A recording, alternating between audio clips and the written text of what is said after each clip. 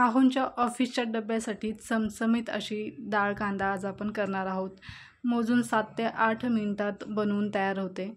तर मस्त अशी चमचमीत झाली होती। या पद्धतीने एकदा करून बघा, खूप मस्त होते। कितीही तुम्हाला घाई गडबड असू देत, फटाफट बनवून ही डाळ तयार होते। खायला तर खरं सांगते खूपच मस्त लागते। आता बऱ्याचदा उन्हाळ्यात भाज्या भेटत नाही, तर हा डाळ कांदा नक्की ट्राय करा। आणि एक सोबत सिक्रेट टिप्स तुम्हाला एक सांगणार आहे, ती पण नक्की ट्राय करा। चला आता पटकन रेसिपीला सुरुवात करूया। इथे अर्धी वाटी हरभऱ्याची डाळ घेतली आहे किंवा चना डाळ तुम्ही म्हणू शकता। आता ही डाळ आपल्याला स्वच्छ धुवून घ्यायची आहे 2 ते 3 वेळेस। उन्हाळ्यात ना बऱ्याचदा भाज्या जास्त हिरव्या पालेभाज्या जास्त मिळत नाहीत ना, तर म्हणून आम्ही हे ना आठवड्यातून 2 ते 3 वेळेस डाळ कांदा बनवतो। खूप मस्त लागते। तुम्ही भाकरीसोबत चपातीसोबत खाऊ शकता। मस्त अशी डाळ कांदा बनवून तयार होते। उन्हाळ्यात खाण्यासाठी खूप छान आहे ही डाळ कांदा। तर बघू शकता 2 ते 3 पाण्याने स्वच्छ धुवून घेतली आहे आणि 10 मिनिटासाठी आपल्याला पाण्यातच भिजत ठेवायची आहे। आता एक मोठा कांदा घेतला आहे। तर कांदा थोडा वेळ पाण्यामध्ये ठेवला होता। कांदा खूपच तिखट होता, तर पाण्यामध्ये ठेवला ना कांदा तर त्याचा तिखटपणा कमी होतो।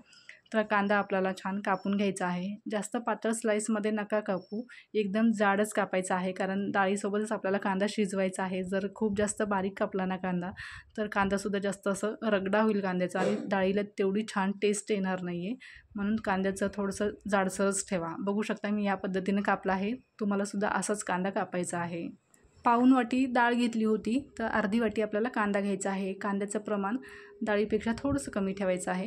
जास्तही कमी ठेवू नका, कारण आपल्याला डाळ कांदा बनवायचा आहे। पाऊण वाटी डाळ घेतली ना, तर अर्धी वाटी कांदा घ्यायचा, एवढं परफेक्ट मेजरमेंट आहे। तर आता इथं 7 ते 8 लसणाच्या पाकळ्या घेतल्या आहेत आणि आल्याचे 2 तुकडे घेतले आहेत छोटे छोटे। हे आपल्याला छान आपण वाटून घेणार आहोत। जर तुम्हाला मिक्सरमध्ये बारीक करायचं असेल ना, तर मिक्सरमध्ये सुद्धा तुम्ही बारीक छान फिरून घेऊ शकता। जर खलबत्त्यात वाटून घेतलं ना, टेस्ट खूप छान येते डाळीला।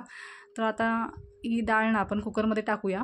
तर कुकर पहिल्यांदा गरम करून घेतला आहे। आता गरम कुकरमध्ये डाळ आणि पाणी आपल्याला सोबतच टाकायचं आहे। आता हे जे तुम्ही पांढरा फेस बघत आहात ना डाळीवरचा, तर हे फेस आपल्याला पूर्ण काढून घ्यायचं आहे। हे फेस आपण जेव्हा डाळीमध्ये म्हणजे काढत नाही ना आपण डाळीमधला हा फेस, तर जर नाही काढला ना, तर शरीरातील युरिक ॲसिडचं प्रमाण इतकं जास्त वाढते ना, हे जे फेस आहे ना शरीरासाठी खूपच हानिकारक आहे। कधीही तुम्ही कोणतीही डाळ करत असाल ना, तुरीची डाळ असो किंवा हरभऱ्याची, मसुरीची कोणतीही डाळ करत असाल ना, तर ही डाळ पहिले उकळून घ्यायची आणि हा फेस पूर्ण काढून घ्यायचा आहे।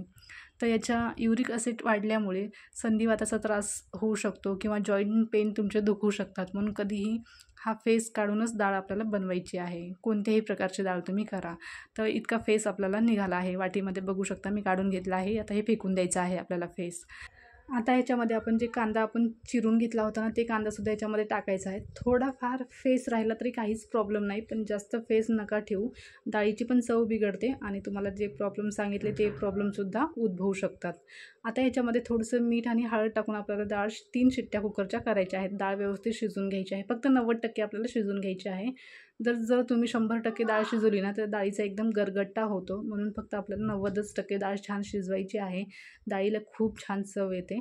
तर 3 शिट्ट्या आपण बारीक गॅसवर करणार आहोत। आता 3 शिट्ट्या झालेल्या आहेत, तर डाळ आपण चेक करूया। मस्त अशी डाळ शिजलेली आहे। 90% डाळ शिजवलेली आहे बघू शकता आणि कांदा पण मस्त असा शिजलेला आहे। तर जास्त हातात बसायचं नाही आहे, फक्त थोडंसं हलक्या हाताने मिक्स करून घ्यायचं आहे। तर बघू शकता डाळ कशी शिजलेली आहे, जास्त अशी शिजवलेली नाही आहे। तर आता हे साईडला ठेवून देऊया। फोडणीची तयारी करूया आपण। कढईमध्ये 2 ते 3 चम्मच तेल टाकायचं आहे। जर तुम्हाला तेलाचा कमी वापर करायचा असेल तर कमीसुद्धा वापर करू शकता। तसंही आपण खूपच कमी तेलामध्ये डाळ कांदा केलेला आहे। ते एकदम चमचमीत होते। जास्तही तेलाचा वापर करू नका, कमी तेलामध्ये पण खूप मस्त होते।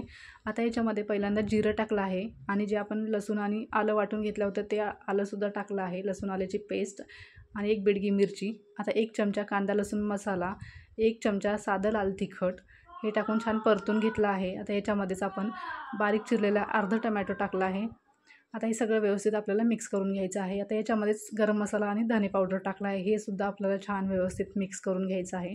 आता याच्यामध्ये थोडीशी कोथिंबीर टाकूया आणि पुन्हा छान मिक्स करून घेऊया। आता हे सगळं व्यवस्थित छान फ्राय झाल्यावर 1 ते 2 मिनटं छान परतून घेतल्यावर याच्यामध्ये डाळ टाकायची आहे, आपली डाळ आणि कांदा, आणि थोडंसंच पाणी टाकायचं आहे। जास्तही पाणी नका टाकू, थोडीशी घट्ट आणि सरसरीत झाली पाहिजे, जास्त पातळ किंवा जास्त घट्ट नको आहे। जर तुम्हाला पातळ करायचं असेल तर तुम्ही याच्यामध्ये आणखीन जास्त पाणी टाकू शकता. आता हे व्यवस्थित मिक्स करून झालेलं आहे. मस्त अशी खळखळून एक उकळी येऊ द्यायची आहे आणि थोडंसं मीठ टाकायचं आहे. हळद टाकायची गरज नाही आहे, कारण आपण हळद आणि मीठ आधी टाकलं होतं. डाळ जेव्हा आपण शिजवत होतो ना तेव्हाच टाकलं होतं. तर थोडंसंच मीठ टाकलं आहे आणि छान मिक्स करून घेतलं आहे. मस्त अशी उकळी आलेली आहे, तर बघू शकता. मस्त अशी झटपट होणारी, कमी साहित्यामध्ये, कमी मसाले वापरून आपण ही बनवलेली चमचमीत अशी डाळ कांदा बनवून तयार आहे. तर एका प्लेटमध्ये आपण सर्व करूया. जर तुम्हाला टिफिनमध्ये द्यायची असेल तर तुम्ही टिफिनमध्ये पॅक करून तुमच्या आहोंना देण्यासाठी डाळ अशी तयार आहे. एकदा नक्की करून बघा. रेसिपी कशी वाटली नक्की सांगा. Okay, bye.